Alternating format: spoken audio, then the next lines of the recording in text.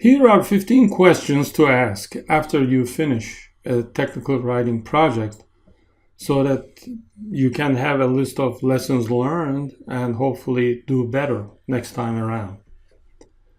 The first question, so I'll read them in order. How did the specific project fit into your overall documentation and income goals if you're a freelance technical writer? Was the project delivered on time? Did you make enough money on it, again, if you're a freelancer? If not, how will you improve the situation? What are your plans? Third, was the initial time estimate realistic? How would you improve your time estimates, which is always a difficult thing to do, I can tell you that. How did the documentation plan hold up? Which parts proved to be unrealistic? Should the documentation plan have been written differently? Which resources turned out to be insufficient? Time, money, software, equipment, training, availability of fellow writers, etc.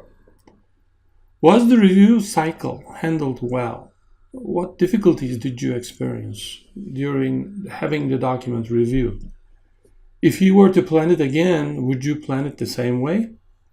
Seventh, what were the surprise factors that handicapped the project? Stuff that you couldn't have planned for in advance, but hopefully you will plan for next time around.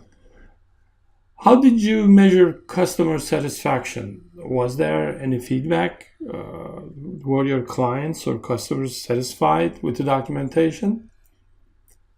Are you satisfied with the communication you've established with the client, which is related to the previous question perhaps, and with other members of the writing team? 10. How do you rate your cooperation of SMEs, subject matter experts? What could you have done differently to elicit a better SME response? 11. Is there a need to modify your style sheets and guidelines? 12. Did you have any issues with the images, screenshots, and graphics? How would you handle such issues better in your next project? 13. Did your editing tools prove to be sufficient? Are you using Word, FrameMaker? Is that okay? Do you think you need to upgrade your software or hardware? 14.